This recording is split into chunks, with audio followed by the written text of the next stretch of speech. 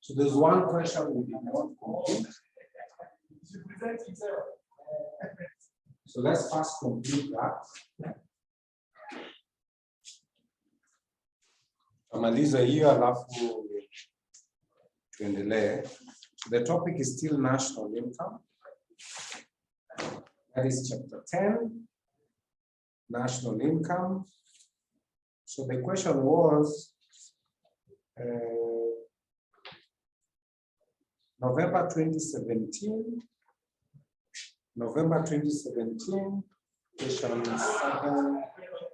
question 7C. The question is November 2017, question 7C.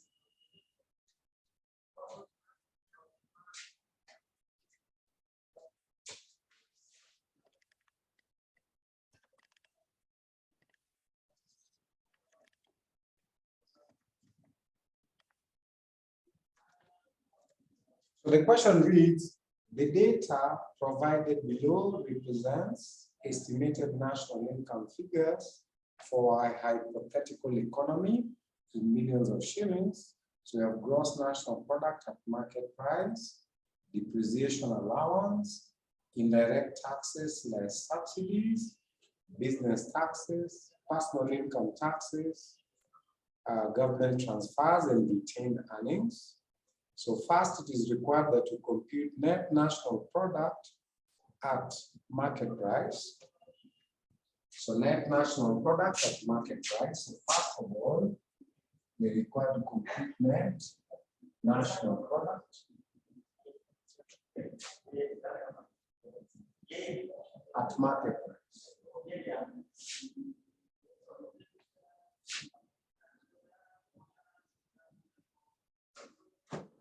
Net national product at market price.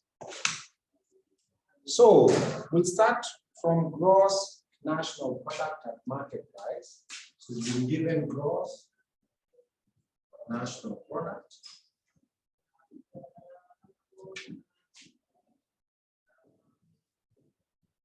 market price.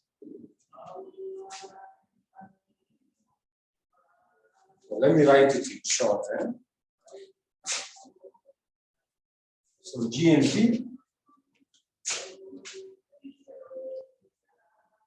at market price. Now GNP at market price is 3992. So the only thing we want is to change from gross to net.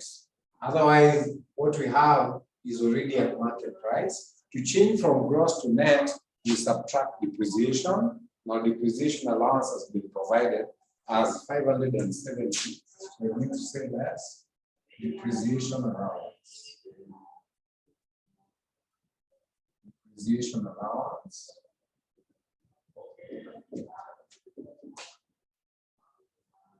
Depreciation allowance is 570. So we subtract that.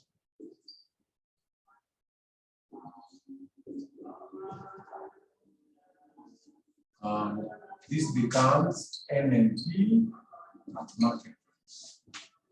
Net national product at market price. So you only deduct depreciation. Then Roman 2 wants NNP, net national product, but at factor cost, not market price. So Roman 2, net national product.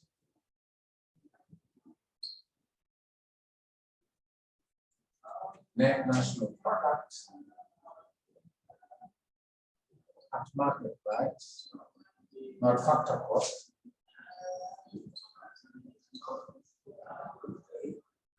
Factor cost, okay, at factor cost. So I will take GNP at market price, but this time I'll adjust for indirect taxes, less subsidies, and I'll get factor cost. So I'll take GNP. But at market price, the same 3992. 3992. This time, less than indirect taxes. Less indirect taxes.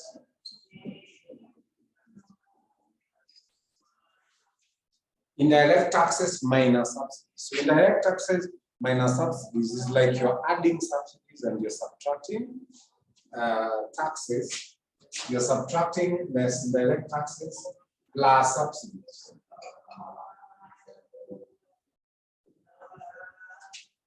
This is going to be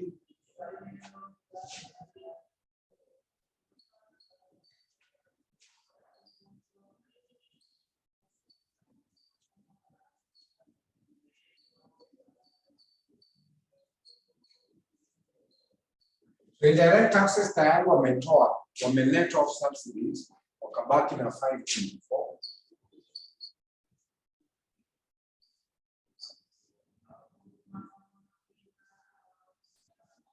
This is going to give us GNP still, but at factor cost. So GNP at factor cost is 34.75.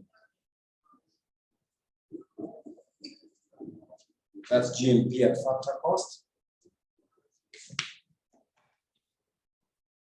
Then we want personal income. Personal income.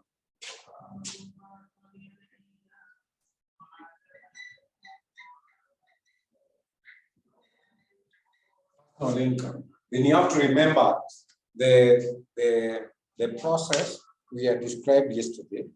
So the process we had described yesterday, you start with GNP, and GNP is usually at factor cost. Then you subtract whatever it is. Let me just reread it here, this process, just to remind you. Disposal income, if I want disposal income, is GNP minus any part of it that is not actually paid over to households, okay, minus personal income taxes paid by household, plus transfer payments received by household. So that's the process. So I'll take GNP. So to get personal income, so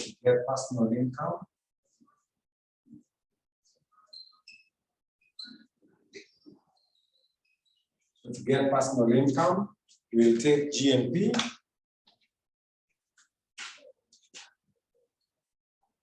Let me use GNP at factor cost. So GNP at factor cost. GNP at factor cost is 34.75. GNP at factor cost is 34.75. Then we'll lessen whatever it is that is not paid over to households. What is it that they don't pay to households? They have retained profit. First of all, there is business taxes. So you lessen business taxes. Business taxes is 214. So that will not be available for spending by households. No, we will not deduct depreciation. We will not deduct depreciation. This time we are not deducting depreciation. We'll deduct business taxes. We'll also deduct retained profit. Whatever it is that is not available. I've just read the process. Please refer to the handout again, where they are telling you wanakwambia disposable income, what is available for households to spend. Wanasema GNP minus any part of it that is not actually paid over to the households. Roman 2. Yeah, you are right. Roman 2, they wanted net national product. We also subtract depreciation. Sorry. We also subtract depreciation, net national product. Sorry for that. You also subtract depreciation because they want net national product. You're very right.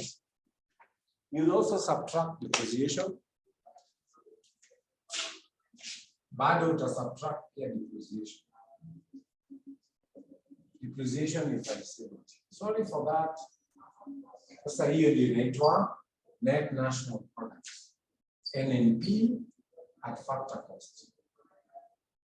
NNP at factor cost. Unatoa pia depreciation. So it's 399, 39.99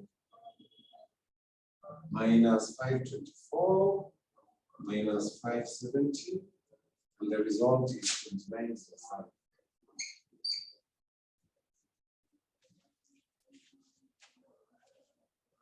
Right?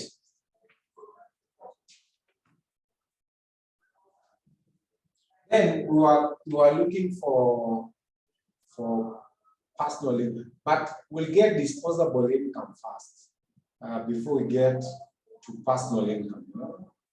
So GNP at factor cost, new year, 34.75 minus business taxes, okay, minus retained profit.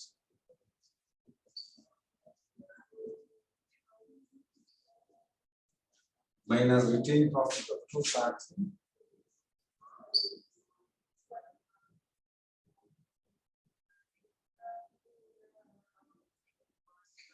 Okay, so we subtract what will not be available to households, 34.75 minus 214 minus 230. We get 30.30. Then you add transfer earnings. Inaitwa government transfers.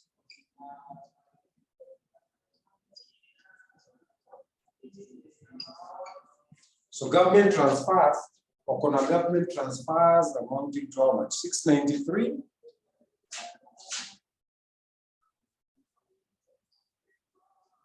$693 is government transfers. If you add this, you get disposable. Let's look for disposable income first. Ama wacha tafute personal income. We had already started looking for personal income. So let's get personal income. So if you add government transfers, unapata 312.7. Hii ndio inaitwa disposable income. 723. This is what is called disposable income. From disposable income, you lessen personal income taxes. From disposable income, you lessen personal income taxes to arrive at personal income. Kuna personal income taxes, how much? 763. So less personal income taxes.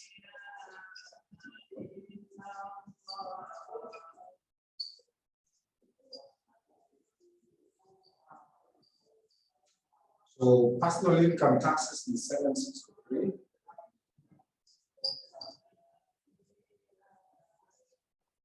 Hii ndio sasa inaitwa personal income.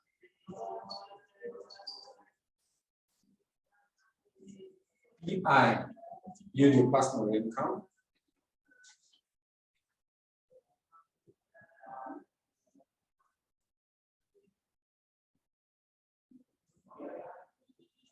So 2960. That is what we call personal income. Then disposable income, actually you've already calculated your 3723.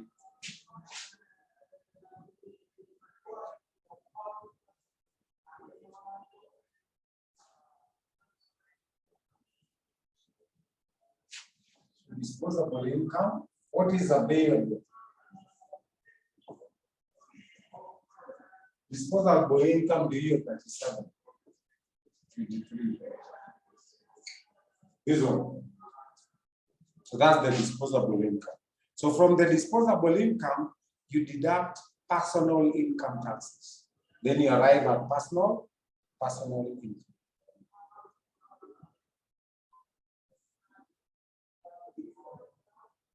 So that is November 2017. Maybe you can also check a question in the ATD paper, and then we can proceed.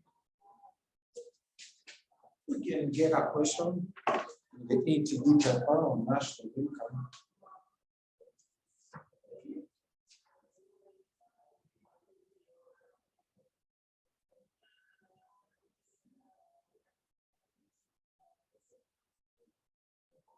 August 2022, question 4A. August 2022, question 4A is just theory.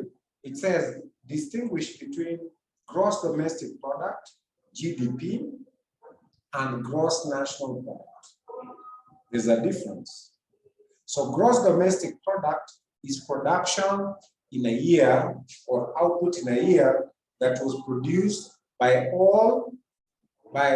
within the domestic country, within a domestic country. You know, what both foreigners and, so gross domestic product is total output in a year produced within the boundaries of a particular country, within the domestic territory, within a country is gross domestic product. It includes even what was produced by foreigners. Then we have GNP. So GNP is what is produced by the nationals. The nationals, whether they are within the country or outside the country. So you get GNP by adding to GDP, you add net factor income from abroad, which you saw yesterday is usually negative, so that GNP goes down. GNP reduces. So GNP is the total output by nationals, both within a particular country and those who are outside the country, out of their production within the country and outside the country. That is what we call.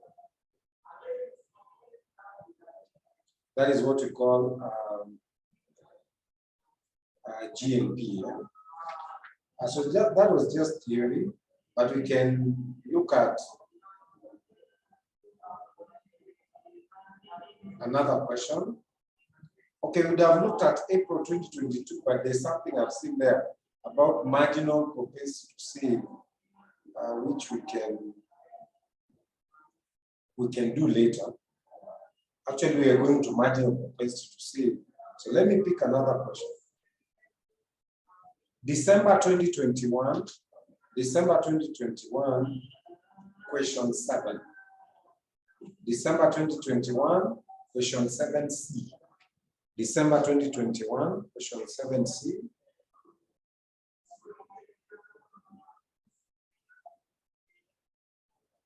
Question 7C of December 2021. So this is December, this is 80B. December 2021. Question 7C.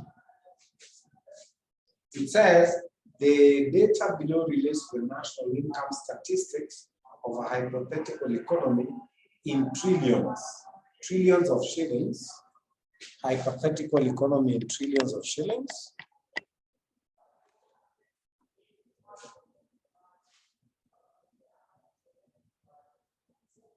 National income is 650. Government subsidies is 22. Depreciation of capital goods is 73. Indirect business taxes is 66. Required net national product. So net national product.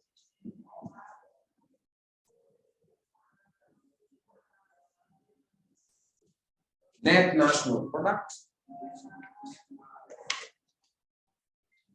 So net national product.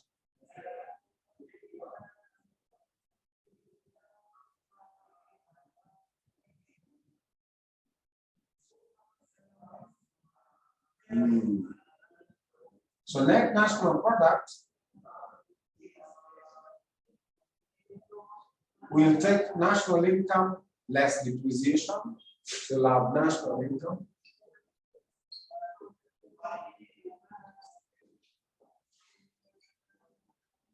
National income is 650 less depreciation.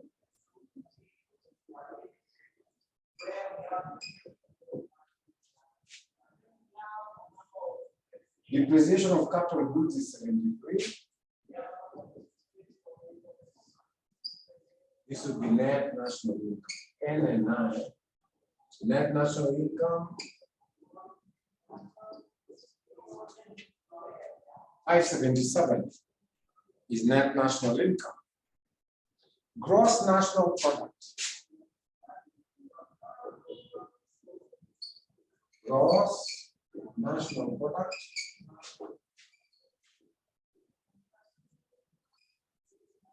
GNP.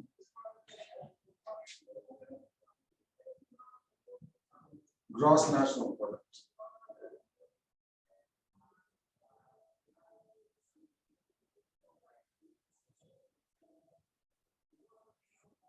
So because they are saying gross national product, this is the value added approach. So it should be at factor cost. So we adjust. GNP is national output or the value added approach, which should be at factor cost. So what do? We take national income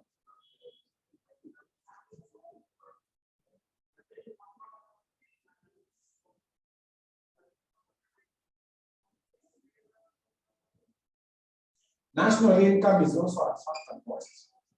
National income is 650. It's only national expenditure, which is at market price. National income is also at factor cost.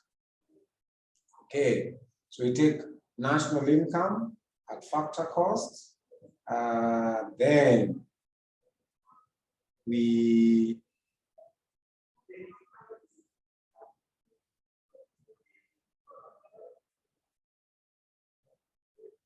gross national product.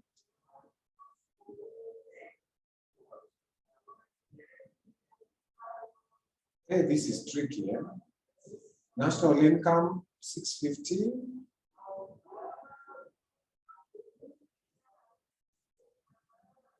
National income is already at factor cost, so we don't need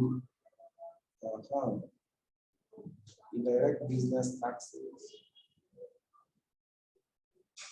Oh, I'll add depreciation. I'll simply add here depreciation.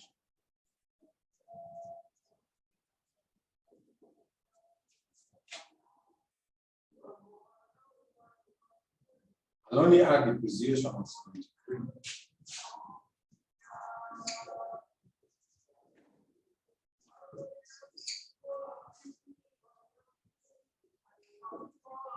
GNP, but still at factor cost.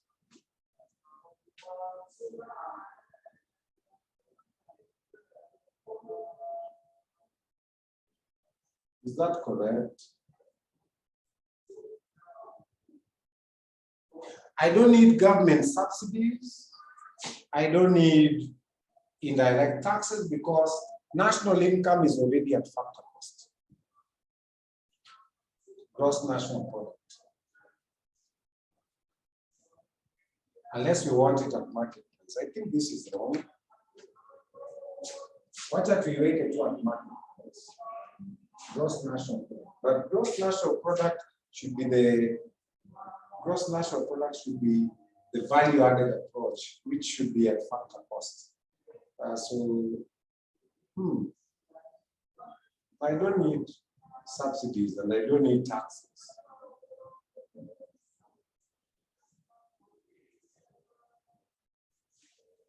It's interesting, but I'll give the same figure, 650, because 650 is already at factor cost. So if you measure using the value added approach, you should still get 650, the same figure, because both are at factor cost. I don't add anything.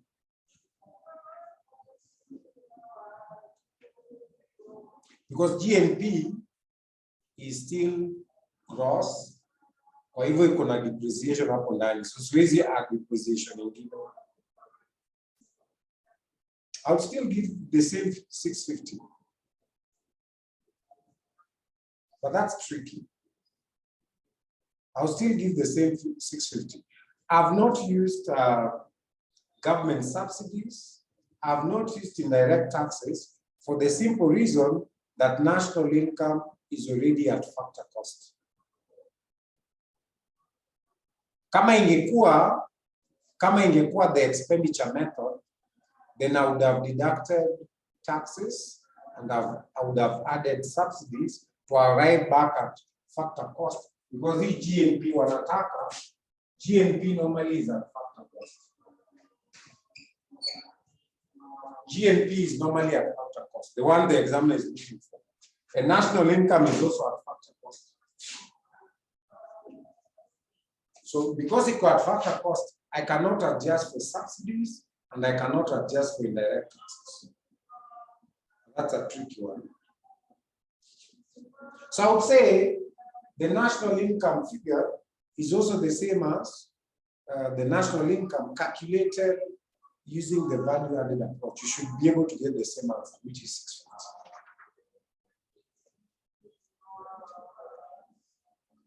Maybe we'll look at one last one.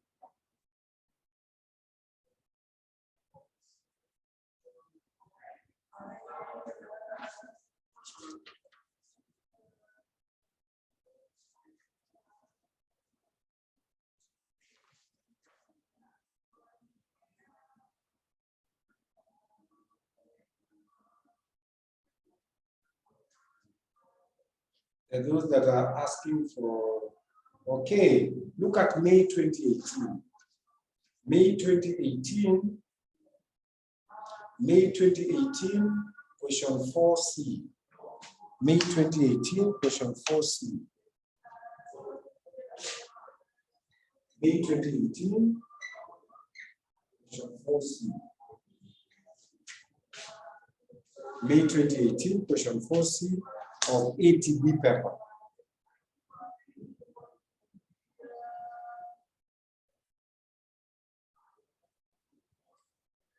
Hata hiyo, I think hiyo tutaacha pending because hatujafanya marginal propensity to save. Sorry for that. Let's leave that pending. Tutaachia tu hapo. Lakini at the moment we touch on something on marginal propensity to save, we shall solve May 2018, question 4C. Let's not do something we've not discussed as yet.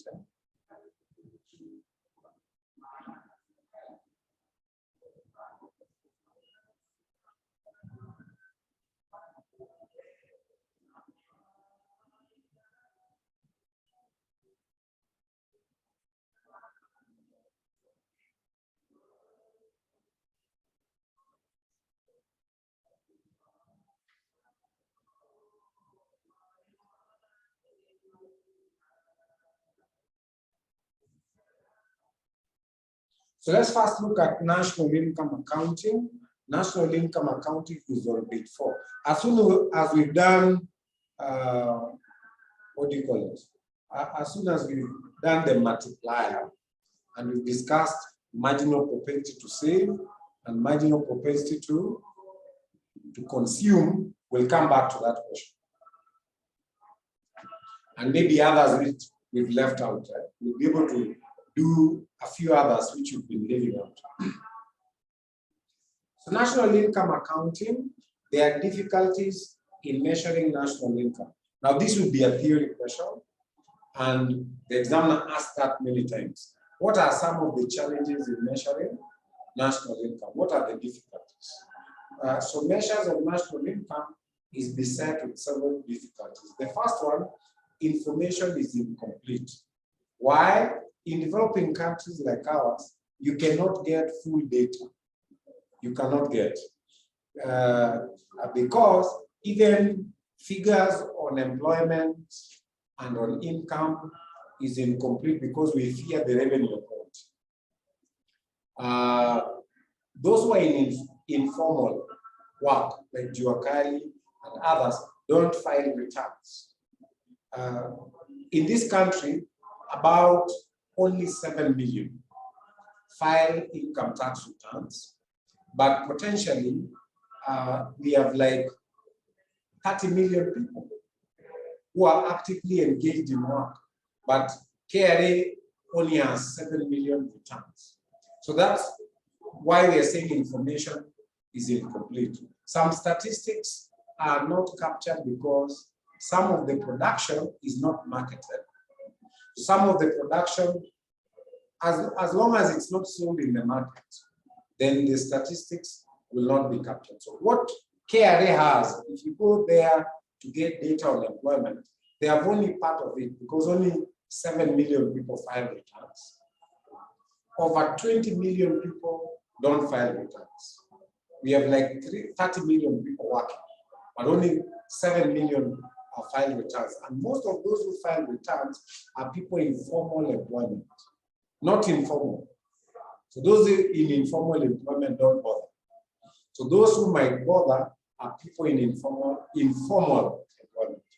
So you say, although particulars of sources of income that are subject to income tax can be provided by the income tax department, there still remains some items that have to be estimated. So they can provide particulars of income, but not full information. Most of it has to be estimated. Also, not all income is recorded. Not all income is recorded. For example, when, say, a skilled person like a plumber, if he does some work part-time, you call him to do some work, or a mechanic does some work in some car privately, that information will not be recorded anywhere, yet it is output.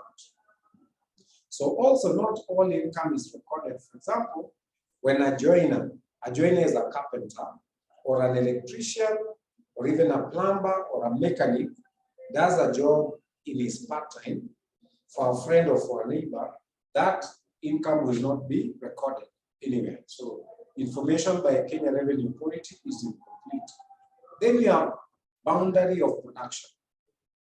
Okay, so there is output that is not marketed. For example, in my family, we do a bit of farming, but it's not farming that we can sell in the market. So we can get like 25 bags of maize, but none of it goes to the market. So it means whatever we produce is not captured in the government statistics because it's not sold in the market. So out of what the government will put as total production in a year, what they quote is what was sold in the market. So for many people like us, my family, and other families who only engage in what we call subsistence production, which is not marketed, those figures are not captured in the national statistics of output. So if the government wants to know how much more was produced, then maybe they can impute. To impute means to measure, to estimate. They could estimate. So boundary of production. So subsistence output is not valued at monetary prices. Subsistence is output for consumption at monetary prices, as it does not pass through the market. The producers consume it. For example, a farmer who consumes his own output. To include this in output in the computation of national income, an imputed value is obtained. We just impute some value if you have to include subsistence production. Then service of housewives. So housewives play a very important role. They bring up children. They are the first teachers of children in the house. And by the way, bringing up a child is not easy, you know, from birth to a certain age where they can start attending school. Now, all this energy and effort at cleaning clothes, you know, supporting the family, making food, you know, ironing, cleaning the house, and so on, that is left out, is not included. Yet it is production. It is output. That's why when in the current law, under the current law of what do you call it? It's called what? I'll remember. But something to do with not marriage. Is law. Is it inheritance? Law of property. Under the current law, the housewife has a right. He has a right of any matrimonial. Is it a matrimonial act? She has a right on any matrimonial property that accrued within the marriage from the day she got married, any property that accrued, because she was also contributing, yet for economic purposes, the value of their production is not reflected. So again, if statisticians would want to include the output of housewives, then they have to impute, they have to estimate. So no meaningful value can be attached to the domestic services of housewives. For this reason, although they are part of the national income, they are left out of national income statistics. 3, there's also always the danger of double counting. So to get out of this danger, the best method is national output or national product method or value-added approach. The one we had done first. We had done national product or value-added, then we looked at national expenditure, then national income. Method 1 would help us with avoiding double counting. Otherwise, national expenditure and national income, there's always the danger that they'll be double counting. Now, that can be very useful answer when you asked about problems or challenges in using the national income approach or the expenditure approach. There's always the problem of double counting. That counts some incomes twice. So the problem of double counting arises because of the interrelationship between industries and sectors, i.e., the output of one sector is the input of another. If the values of the output of all the sectors are added, some will be added more than once, giving an erroneously large figure of national income. Now, this is called double counting. This problem is avoided by using the value-added approach. Then the problem of depreciation. We said that not all output goes into additional investment. Part of it goes into replacement of worn out capital. So capital wears out. So you have worn out roads, you have worn out buildings, but the challenge is depreciation is hard, it's difficult to calculate, it's difficult to measure. So if the net national income is to be calculated, an allowance should be made for depreciation. This allows for real additions to capital, the capital stock, to be reflected in the national income figures. However, the values of depreciation are difficult to compute in terms of accuracy. In terms of accuracy and volume, they are difficult to compute. Then 6, housing. A lot of people have constructed their own properties. So normally, even rent collected is production. So rent collected by landlords is production. And part of that information is with the revenue authority. They will add the total income in form of rent. They only have part of it. However, there are those people who are living in their own houses. So you're not renting, you're living in your own house. So whatever would have been payable as rent in that house is omitted, is not reflected in national output, yet it's part of output.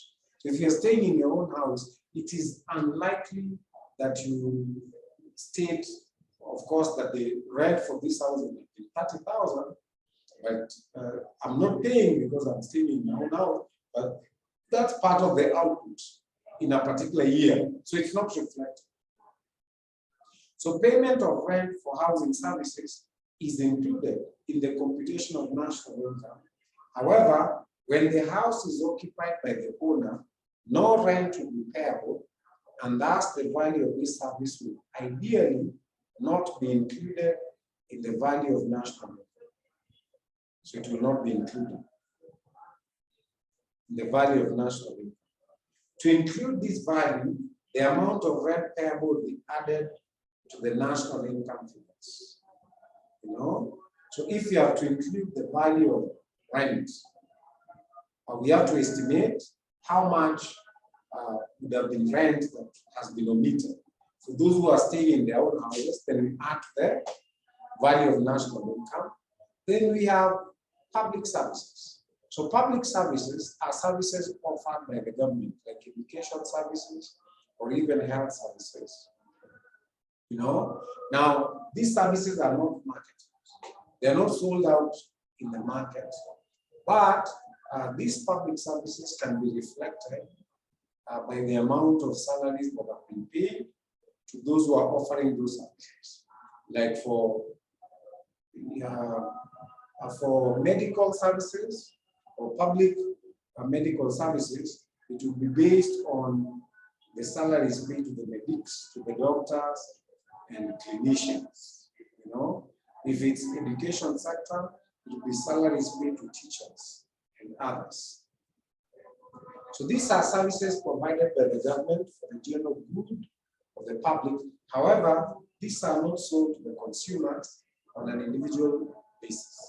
So we don't sell security by police, defense, health services, and education. The last two are provided either free or subsidized. To include the values of such services in the national income estimates, the cost incurred by the government in providing them is taken. Like the salaries paid to policemen, salaries paid to the security agents, like soldiers, health and education workers. Then there is inventory revaluation has to be adjusted, especially if there is no additional inventory. You know, if no additional stock was acquired and the value has increased because of inflation, because of price increases, this adjustment should be removed from national income figures so that it's not overstated. The term inventory denotes the value of stocks and work in progress at the end of the year, as shown in a firm balance sheet. In periods of rising prices, inflation, rising prices, the gross profit will be increased on account of the appreciation in the value of stocks held. So as stocks held appreciate, the gross profit will also appreciate, although the replacement cost of such stocks will also increase. Replacement cost means if today I were to restock, okay, replace a certain stock of goods, they'll be replaced at current prices, not last year's prices. So the replacement cost will also increase. But the value of stock I bought last year, you know, is being reviewed upwards, but the actual cost was lower last year. The difference is because of inflation. So the gross profit will be higher. So we have to adjust the gross profit downwards because of inventory. So business profits, which include such gains in the calculation of the gross national product, a deduction is made to straighten appreciation whenever it occurs. The 9, change in prices. If prices increase during the year, the value of national income will be higher. Like currently, prices have really gone up. So the value of national income is likely to be high. That doesn't mean that our national income this year will be better than last year. No, it's just that we are quoting the output of the current year using the current year's prices. If we quote the output of the current year using prices of another year, say the base year, so that we have real output, that would be the correct representation of national income. So if prices increase during the year, the value of national income will be higher at the end of the year than it would otherwise have been. For this reason, the inflationary effect should be removed from the national income figures. National income figures which contain prices or inflationary effects are called nominal or money national income. National income from which inflationary effects have been removed are called real national income. Then we have 10 foreign payments. In calculating the national income of a country, only its net income from abroad. Net factor income from abroad, yeah? Income by Kenyan nationals in the diaspora minus income by foreigners in this country. Now, that kind of calculation is not as straightforward as we explained. It could be very difficult because how do you even calculate income of Kenyans in Qatar, in South Africa, in the UK, in the US, in Namibia, in Swaziland? How do you even do it? In Germany, in Italy? I know it's possible to get the income of foreigners in Kenya, but then how do you calculate the income of Kenyans in the diaspora?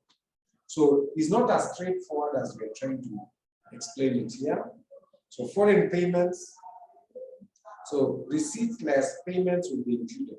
This can either be credit or debit. It is, however, difficult to calculate the figures with accuracy. So it's not easy to calculate those figures.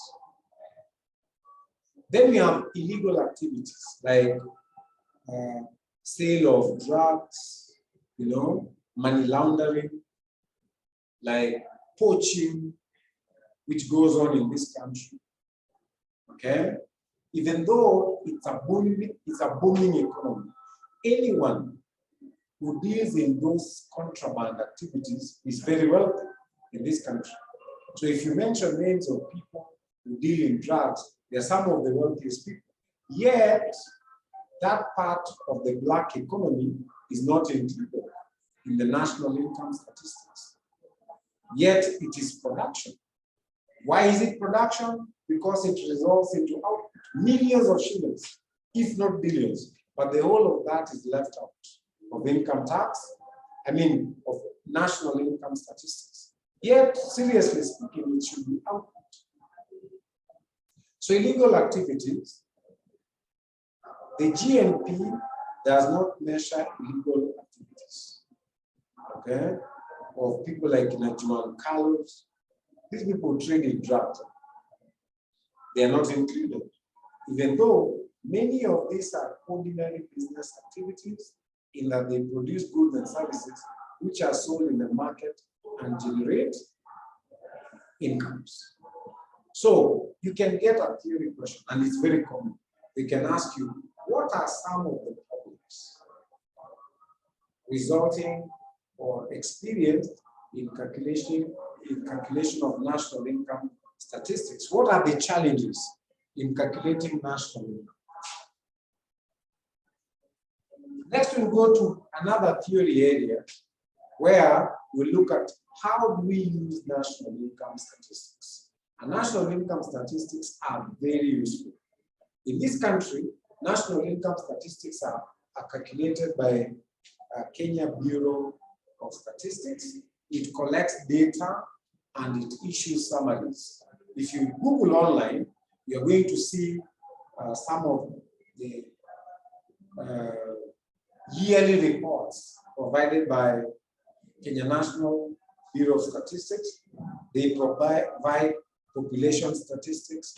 They provide the number of children that were in primary school, the number of children that were in high school, number of people in universities, those who got jobs, number of those who are unemployed, a lot of statistics done by Kenya National Bureau of Statistics. Now, this data is very, very useful. Okay? For example, national income statistics are used globally, not just in Kenya, globally. Big agencies like the UN and the World Bank will use national income statistics to determine the assistance developmental needs of a country. So you determine a poor country or a very poor country from its national income statistics. You can determine the level of assistance. Some of these statistics can be compared to measure the standard of living. So if national income statistics, for example, in Kenya are higher than those in Burundi, then you can make certain conclusions that the standards of living in Kenya are higher, those of Burundi and so on. So these statistics are very, very useful. They are also useful for a government to plan, to plan for some of the programs to alleviate poverty, programs to provide services like more schooling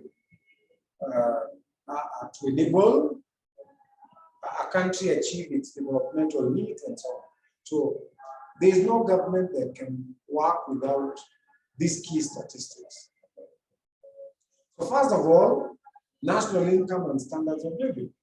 You can compare the standards of living, say between Kenya and Tanzania, between Kenya and Uganda, based on national income statistics. So national income figures can be used to measure the standard of living at a particular point in time and over a period of time. Now this is done by working out the per capita. Per capita income is income per person. So per capita income, you get GNP, you divide by the population.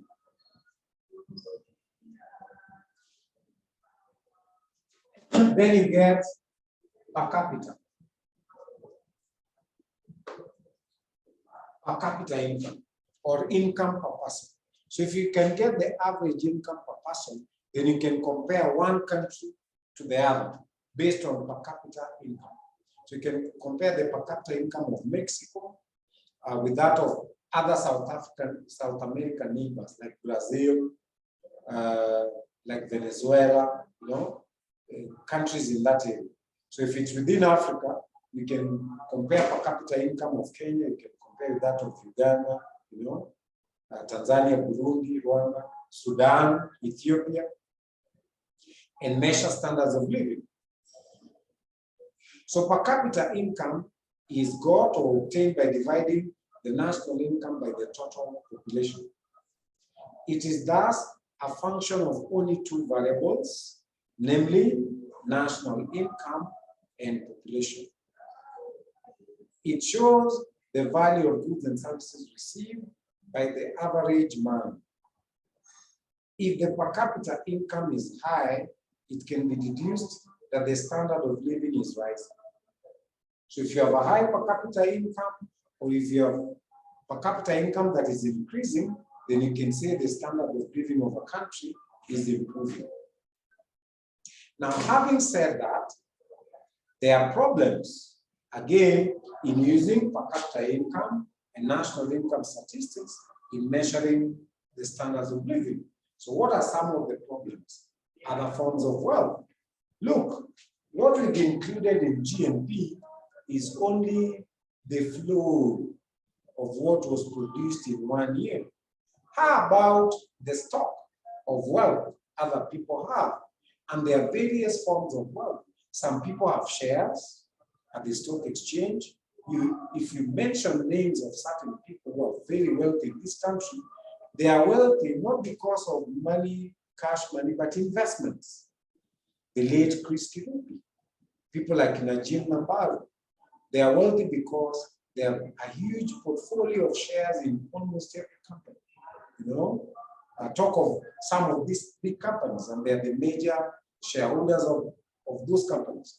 Now, that form of wealth is not captured here. What we've captured is the flow of only 1 year.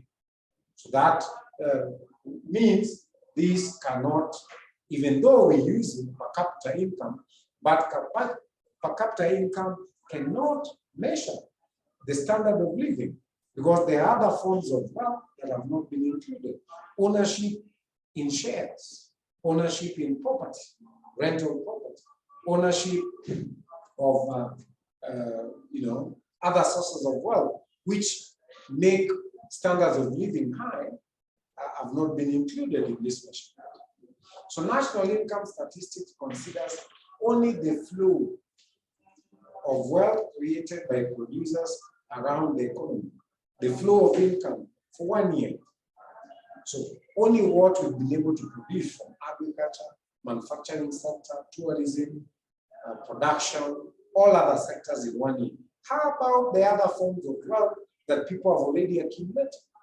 You know, I've talked about the story of the late Kibor in this class, who had, can I remember the exact number of children? Was it over 20 children? And he left every child with over 200 acres of land. That's a lot of wealth. That is a huge amount of wealth. It is not reflected here. Yet, if somebody gives you 200 acres of land, that person has given you a very good start.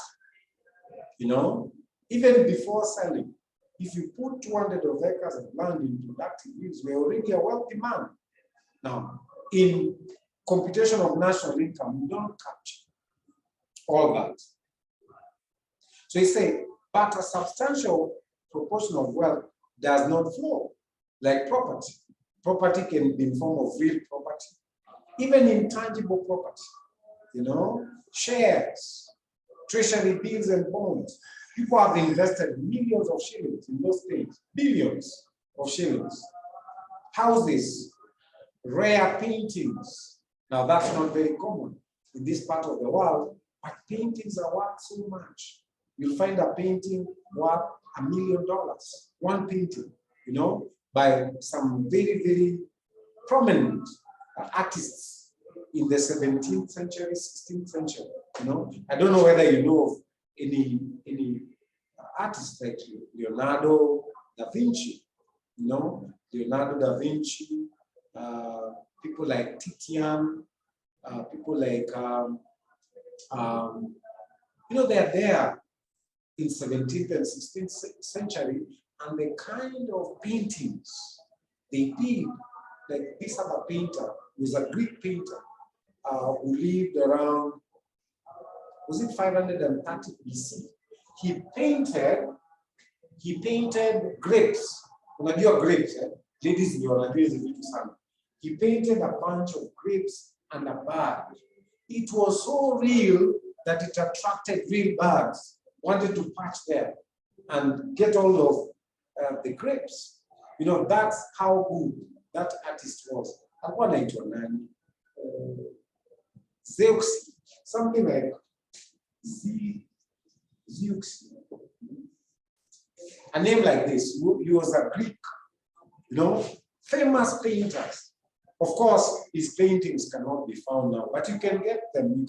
You can see some of his work on YouTube. It is there, you know.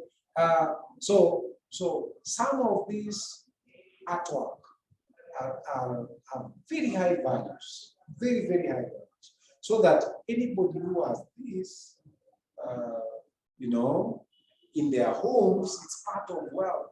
Now that is not captured in per capita income. Though I don't think in our part of the world, I don't know if we have people who value art, you know, and music, and what do you call it? You even have furniture we call antiques, you know. So you don't just buy furniture, you know. Furniture is valued because of you know, the kind of craft that was maybe found in the medieval ages, something like that. Huh? Or valuable jewels, you know. There's wealth in form of that, you know, in terms of jewelry, worth millions of pounds, and so on. Wealth in terms of physical assets, cars, and other valuables. All that is not captured here. What we've captured here is just the flow of production in 1 year. So that's a challenge. So there's paintings, there's stocks, there's shares. The other item is inflation. What is the numerator here? GNP could be high because we're using the current prices. Did you know that we are at an all-time inflation rate? Currently, the inflation rate is 9.6%. You know, one of the highest in the last 4 years. Inflation rate is 9.6%. So it reflects on prices. So that will reflect on our GNP, you know. So inflation could be a challenge because it does not necessarily mean that we have improved. Our standards of living have improved. Maybe our standards of living have not improved. You know, what we are paying is higher prices for goods and services. So inflation, so the aspect of inflation has to be taken into consideration when using money values. A rise of GNP in money terms may be accompanied by a fall in what we enjoy in real terms. So money could be buying much less. Today, if you go out with 100 shillings to buy items for breakfast, you'll buy less goods than what you would have bought last year. You know, I think if you go out with 100 bob, I don't know whether it may not be enough for a loaf of bread and milk. You might need to add maybe some 20 shillings and so on. You see? So the fact that we have high GNP figures may not mean that we have improved in terms of our living standards. It may just be worse because of inflation. Prices have increased, so we can buy less. You know, look at Unga, for example. At 230 shillings per 2 kilograms of Unga, it doesn't mean now we are eating better. No, it's only the costs. It means now we have to eat less. As some people have to be very creative. You have to look for mahindi and look for amila, you know, kusaga, eh? So high values don't translate into higher standards of living. We are trying to look at the challenges in using per capita income in measurement of standards of living. So the aspect of inflation has to be taken into consideration when using money values. Now, a rise of GNP in money terms may be accompanied by a fall in real terms in terms of how many goods and services that can be bought. The correction of money valuation and real price index presents a number of problems. Okay? So if you have to use the real price index to convert from GNP at current nominal GNP or money GNP into real, could present challenges. Challenges in terms of computation and processes. Then population, this value of population we are using. Did you know that even today, even when you Google, you'll get the total, you'll get different population figures for Kenya. Did you know that? It happens every time in the third world or in developing countries, that developing countries are unable to provide accurate measurements for population. So that you'll have various figures. Some quarters will tell you we are now 50 million. Others will tell you we are 40-something million. You know? So it's just estimation, because the last time we did a census, I think a census was done almost 5 years ago. And even after doing the census, the outcome was contested. There was contestation of the outcome. Some communities refused to accept the adjustment of certain figures because after collection of data, certain areas were seen to have grown beyond what is considered as normal, especially in Northeastern. Wajir, Garissa, you know, the data collectors were suspicious that maybe we are dealing with people who have crossed over from Somalia and from Ethiopia, because you cannot tell which are the native Kenyan Somalis and which ones are.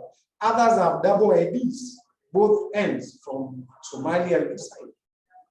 So considering the last census that were done, it was almost irrational to have gotten certain exponential growths in population. Population doesn't grow like that.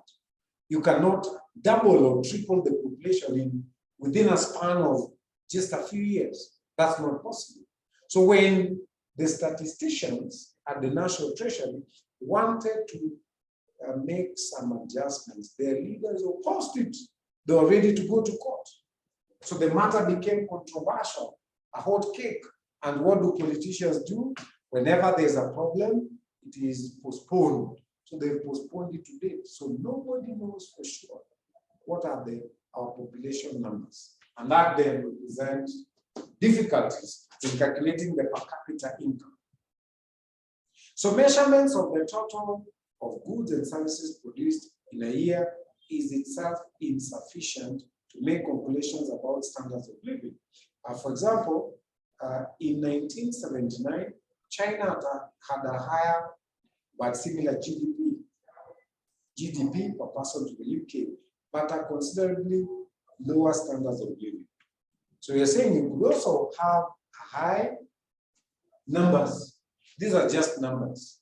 You could have a high GDP per person, but that does mean, will that mean you have better standards of living? No. A good example is China. In 1978, 1979, they reported a higher GDP per person than the UK. And of course, we knew that the life on the ground for the common man was much poorer in China. But now it has highly improved. China has highly improved. But then in 1979, it wasn't the way it is today. Today, China, it's becoming a first world country. Lives are highly improved. Highly improved. Then distribution of income is another challenge. Even though we are getting the average per person, but you might find that income is only 1% of the population, or even 10% of the population. You know, when politicians talk about dynasty in percentage of this population, it's like only 1%. So we are saying this getting an average per person doesn't make sense, because a lot of people who are being included in this population as per capita have no income. Hakuna kitu wako nayo. They have nothing. Yet we are all included in the average. Most of the income is in the hands of maybe just 1% or maybe 10% of the population. So the use of income per capita as a measure of living standards presupposes that all people are receiving the same portion of the national cake.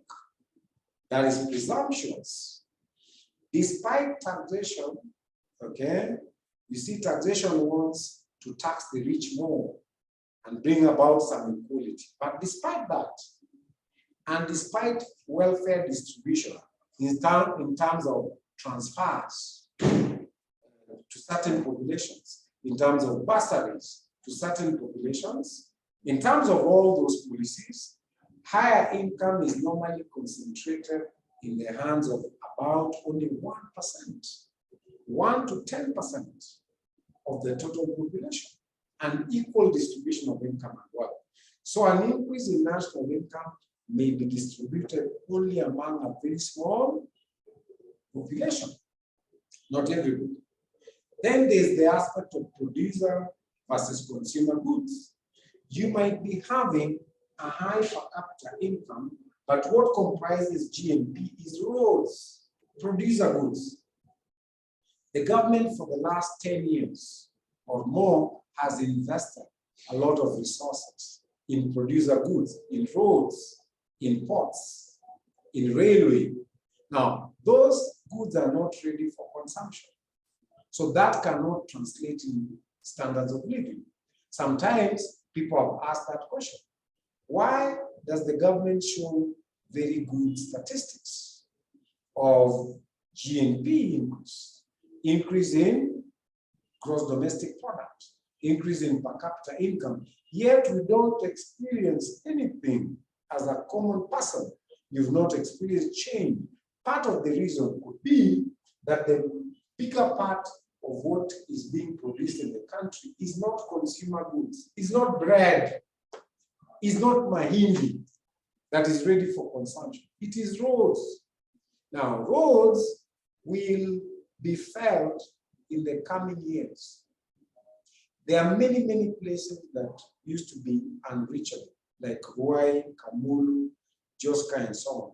But thanks to the investment in roads, there are very many Kenyans now living in Kamulu, going towards Machakos, you know, and there's huge investment put there, schools, hospitals, and so on, you know. So roads bring about opening up of a country, you know, and in years to come, they'll continue producing much more than the value that was put in the infrastructure projects. So infrastructure projects cannot translate to better living standards today, not even next year, maybe not even in 5 years' time. So you could be having a higher per capita income because of building roads, because of building railway, because of building ports, not consumer goods, but producer goods. So it will not make sense then in that case to use per capita income as a measure of standards of living, because your standards of living cannot improve suddenly because the government has been building roads. It doesn't happen. It doesn't work like that. So an increase in national income brought about by an increase in production of producer goods or investments does not increase present welfare. The investment for national income statistics is usually based on factor costs. Investment for national income statistics is based on factor cost. Although if viewed in terms of future production, it can often be seen as far more valuable than the present consumption. Then working areas, income in relation to effort. So a country may still increase their GNP, but it can be because of very many hours of very hard work. For example, in the US, people sleep very few hours because you hear a person works like 3 jobs or 4 jobs. Will they get high income? Yes. But as their standards of living improved, you judge, you be the judges. How has your standard of living improved if you don't even meet your family? You enter your house to sleep and you don't find your wife. She has also gone out to hustle. So you don't meet, you only call one another, you know. The children come home, both parents are not there. Have we improved the standards of living? So if it happens like that for 10 years, you'll be confronted in your house with grown-up children whose behavior you can't even understand because you've not contributed to it, you know? So sometimes your living standards could be better with less money in your pocket than with more, because if you're out working every day, you lose touch. You may lose a very important part of the lives of your family. You don't even know what happens in the house. You enter, like me, most of the time, I'm talking from experience, I'm in the house past 9 and I'm out by 5 a.m. every day. But I've tried to correct that. These days, at least 3 days in a week, I must be there in the evening. You know, I noticed that I'm becoming a stranger. So there are many things that could happen which I have no control of, which is not good. So I must find a way of being there, even though that might mean cutting on some of the resources. It's not about me taking resources at home. Sometimes your presence, not sometimes, is really very important. Be there for the family. Some evenings, let people find you there. You know, have meals with the family. Sio tunakuja usiku kuchemshiwa chakula kila siku. No, so we are saying, look, these figures might be very rosy, but people are working So many hours. People are traveling so long distances. People are exhausted. People are only sleeping 2 hours. So they are making money, yes. They are growing GNP, yes. But has their standards of living improved? No. So as a measure of standards of living, the standards of living are not any better. Maybe we need to make choices like the person in Mombasa, ndugu zetu wa Mwambao. The guys just decide, anafanya kazi, akipata pesa zake, anakula hizo kwanza mpaka zikisha ndio arudi job. In the meantime, anapiga story mtaani. Haraka nyingi. Their standards of living could be better than us who work every day, every weekend, you know. You're always running around, you know. So working hours, income in relation to effort. An increase in national income will be the result of longer working hours, of leisure time, and inferior, very poor working conditions, perhaps also accompanied by longer journeys to work. That means your standards of living is not good, so to speak. Then government expenditure. Since government expenditure is included at cost in national income statistics, no distinction is made between various types of expenditure. If defense expenditure, usually defense expenditure is very high. Though I checked over the last couple of years, expenditure on defense for Kenya has been going down. The one that has been increasing is for Uganda. They've been putting more money in defense, in buying weapons. I don't know who they want to fight, you know. The one for Kenya has been going down. So if the bigger part, and you know, defense expenditure is high. If you have to buy military jets, you have to buy military hardware, you have to buy, you know, certain weapons, is very expensive, and usually that budget is not scrutinized. So a lot of people don't know about it. It is kept under wraps. They call it security. You know, expenditure on security is not discussed openly, you know. They say it's a security matter.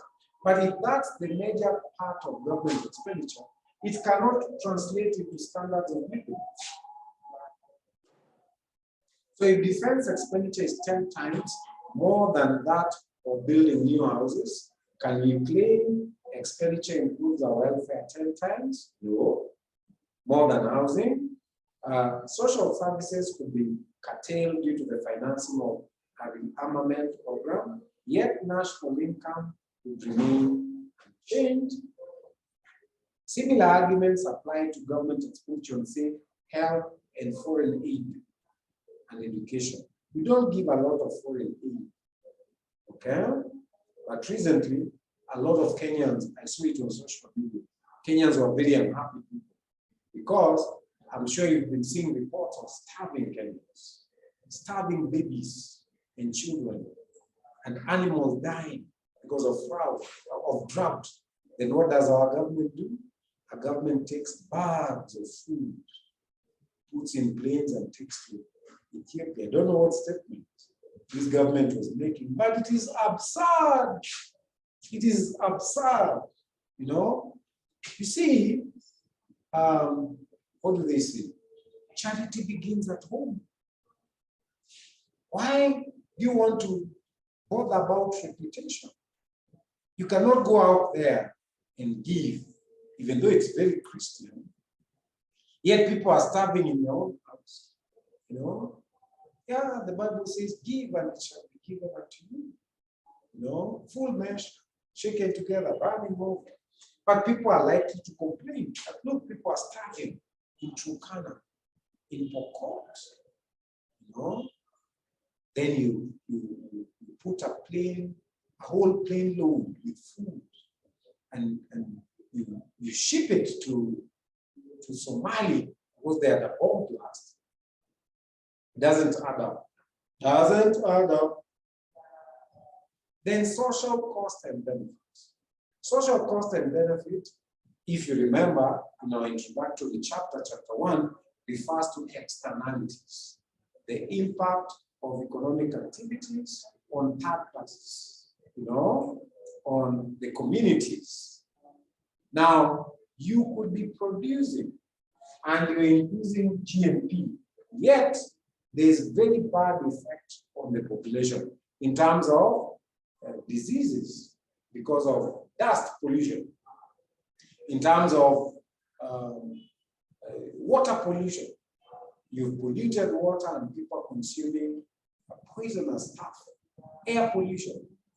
There was a company in Machakos County that used to sneak and produce at night. I don't know whether they're still there. They were emitting some kind of gases that were causing diseases among the community within Machakos, especially children. Now, somebody was alert and discovered that children were dying. Babies, small children were dying. So we are saying, look, you could be doing a lot of production, but who cares about social costs and benefits? Are you concerned about the effect of babies, the effect of health of citizens from the productive activities of industries? So national income figures are based on private costs of companies, private costs and benefits. Social costs, which are externalities or benefits, do not feature, they don't account for them in the calculation. Thus, increased mineral production may be achieved at the expense of spoiling the landscape or polluting the environment. So we've only looked at one use of national income statistics, and that is for purposes of comparison, or for purposes of standards of living as a measure of standards of living. But then we were discussing challenges of using national income, per capita income as a measure of standard of living. Now there's a second use of national income. So per capita income as for international comparisons. In other words, can you use per capita income to compare the standards of living between Kenya and Rwanda, Kenya and Burundi? Yes, we can, as a use, but there are problems with that. We're going to look at problems. One of the problems is that national income statistics could have been calculated based on local currency. Like in Rwanda, they have Rwandan francs. In Uganda, they have Ugandan shillings. In Kenya, we have Kenyan shillings. In Tanzania, we have Tanzanian shillings. Now, for you to have accurate figures, you must have exchange rates and all this, this may not be accurately done because the exchange rate may also not be, may not be accurate. It depends on how much a country participates in international trade. Okay? Again, measurement of international standards of living may depend on how data is collected by each country. There could be errors in collection of data. There could be omissions in collection of data. So there are all sorts of inaccuracies in measuring national income statistics between countries. So per capita income figures can also be used to compare the living standards of different countries. Thus, if the per capita income of a country is higher than that of another country, the living standards in the first country can be said to be higher. Such comparisons are made by aid-giving international agencies, like the UN, and they indicate the relevant aid requirements of different countries. So by looking at per capita income of different countries, these aid-giving agencies can be able to compare which country is in more need, But there are major problems in using real income per head or per capita income to measure the standards of living in different countries. First, there's a whole set of statistical problems, measurement, statistical problems. And secondly, there are a number of conceptual. Conceptual is interpretation. How do you interpret this? How do you view these conceptual problems or problems of interpretation? These problems include, first of all, there's inaccurate measurement of the population. The first statistical problem in calculating income per head, particularly in less developed countries, is that we do not have very accurate population figures,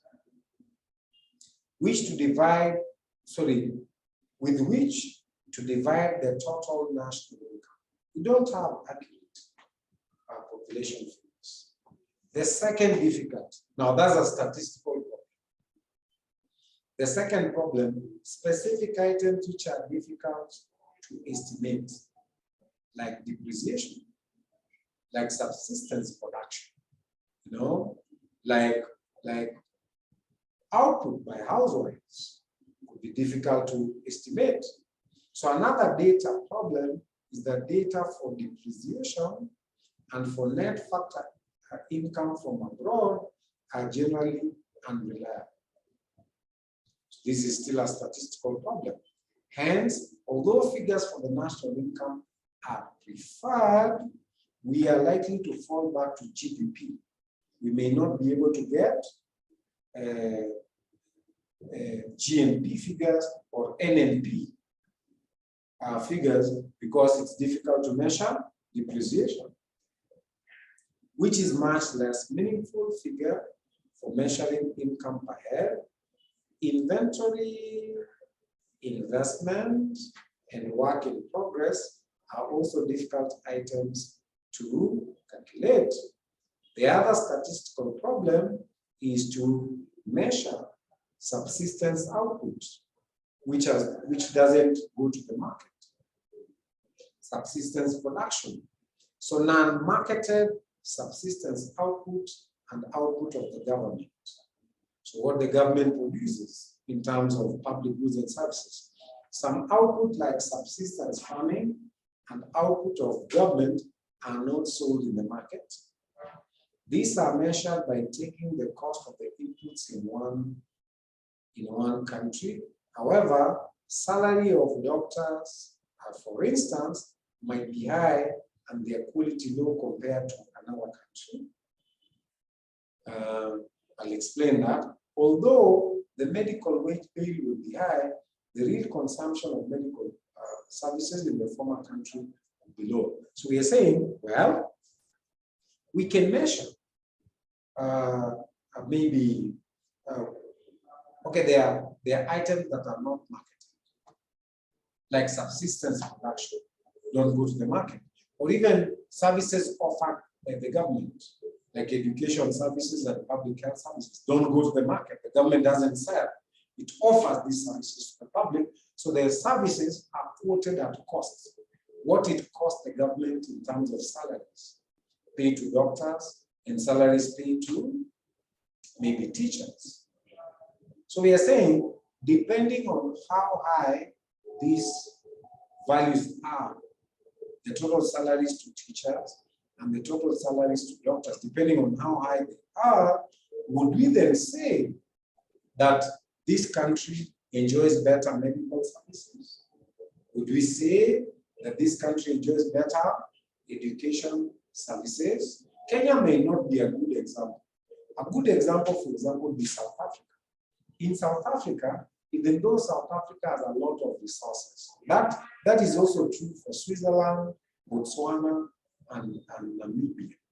They have a lot of resources, but compared to Kenya, the level of education is low, even today.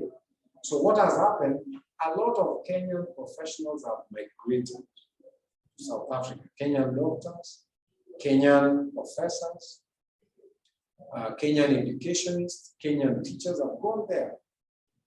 Why have they gone there? Because they are better taken care of there. The salaries paid there are higher than they are here. So the question then becomes, the total wage bill in South Africa for medical services could be higher. The total wage bill for education in South Africa could be higher. Does it mean they enjoy better services in Kenya? Probably not. It's only because they're able to afford better terms for these people. So these people are running away from Kenya because in Kenya, maybe we can't afford. We train them, and then it's a shame they have to run away because we cannot give them, we cannot sustain them here. So they have to run away to those countries. So in those countries, the wage bill will be higher, but it doesn't necessarily mean they enjoy better medical services. So again, it would be erroneous to say they have better standards of living because their per capita income is higher, because it's only the costs that are high. But in essence, they might be enjoying the same average medical services and education services. It's only that the costs are high.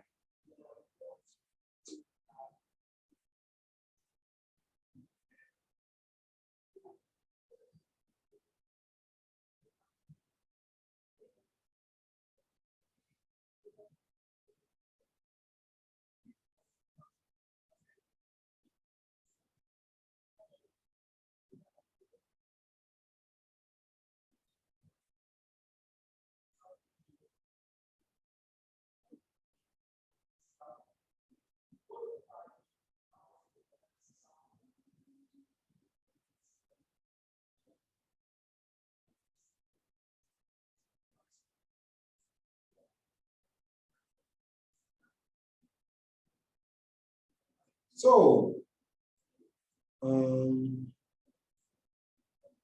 although the medical wage bill will be high in other places, the real consumption of medical services might be lower.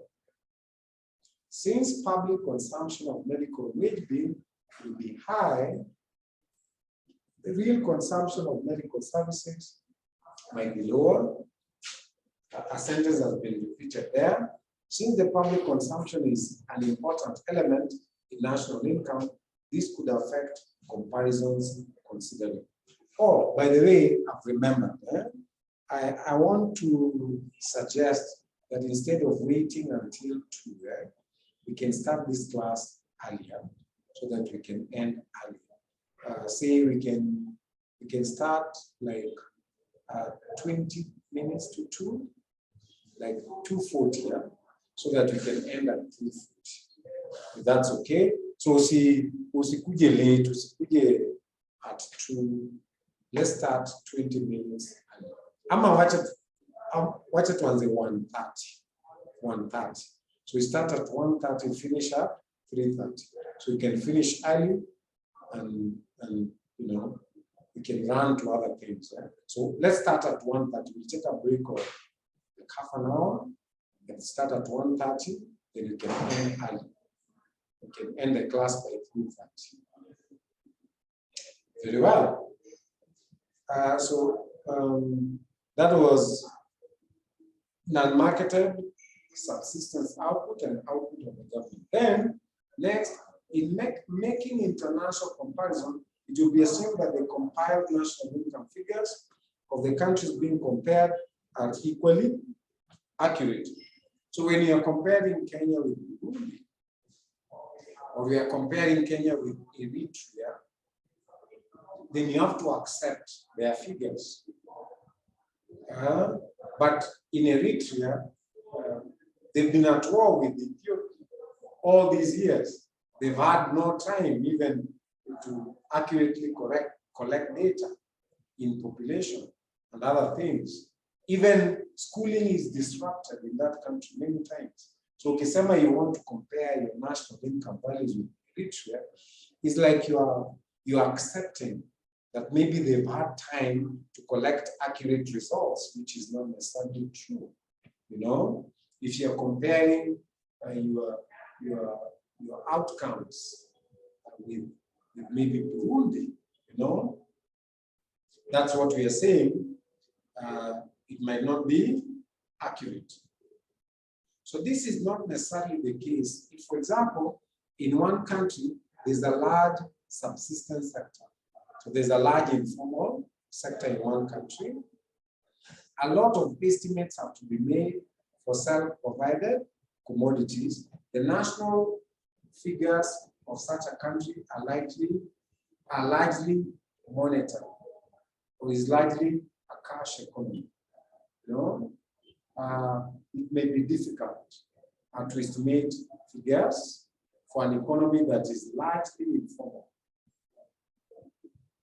because records are not kept. A lot of transactions are on a cash basis. You don't keep records anyway. You know, you just buy items and no needs of records. So it will be very hard to get data for national income statistics into an economy that is prevalently informal. So a lot of figures will have to be estimated in calculating national income, which will be inaccurate. Then different degrees of income distribution, like Kenya, for example, income is very unequally distributed. Okay? So if you use national income statistics to compare with another country, like Burundi, and you're saying, look, our national income is better than yours. Is it really true? No. What we are giving out as a statistic for Kenya is a statistic for very few people. A statistic maybe of 10% of the population. The majority who are included in the population don't contribute to the GNP. They don't contribute to the GNP because they don't have jobs, or they don't have land, they don't have resources to productively engage in national outputs. So if income of one country are unequally distributed, the per capita income of such a country may be higher than that of another country with more evenly distributed income. But this does not necessarily mean that most of its people are at a higher living standard. Then different types of production. If the country devotes a large proportion of its resources in producing non-consumer goods, like the way it is in North Korea, they are, what's the word here? They are, you see, they are, this extreme fear, it's not an obsession, they are paranoid. It's paranoia, including their leader. And I thought Kim Jong or somebody is paranoid. They're obsessed with military hardware. You know, forget that they've been stockpiling military for many years and they've never gone to war. And they're always preparing for non-existent war. They don't want to live at peace with all people. So what has happened is their people are suffering. The living conditions, the average living conditions are terrible behind the curtains. You know, people are watched, you know, people live in fear, you know, people live, you know, you do government jobs at poor salaries. You cannot compare with South Korea, which invests more in public housing, health services, education. So South Korea is a modern economy, very vibrant, you know, first world economy with a very high per capita income. Well, North Korea is, they can only brag about military, you know, about military hardware, nuclear warheads, and so on and so forth. You know, they might stockpile all this until Jesus comes back and find their people in deplorable states, you know, without contribution at bettering their livelihoods, you know. So the conditions are only good for the leaders who are very fine tastes. They live on imported wine, you know, imported cigars. Kim Jong, the president of that country, imports cigars from Cuba, those big cigars. And they are very fine living, but the majority of the population lives in poverty and squalor, you know. So different types of production. So if a country devotes a large proportion of its resources in the production of non-consumer goods, like military hardware, its per capita income may be higher than that of another country, producing largely consumer goods like North Korea, like South Korea. But the standard of living of these people will not necessarily be higher than different forms of published national income figures. So every country publishes its national income figures in the local currency. So it means if meaningful comparisons have to be made, then you have to translate currencies. So the per capita income figures used in international comparisons are calculated using the published figures of national income and population by each country. For meaningful comparisons, both sets of national income figures should be in the same form, i.e., be in money terms. Since if one set is in money terms, latter may give a higher per capita. Money terms means the current values, which are high due to inflation, the current values. Due to inflation, and thus give the wrong picture of higher living standards. On the other hand, if both sets are in money terms, the countries being compared should have the same level of inflation. In practice, this is not necessarily the case. Mercy, everybody has left, so we are left only with you. I guess people are already tired. So what we do, Mercy, we'll also take a break at this point. I've noticed everybody has left except you and me here. So what we do, we take a break and we meet again. Oh, you're also tired, Ole. So let's meet again at 1:30. Sawa. Okay, so we take a break.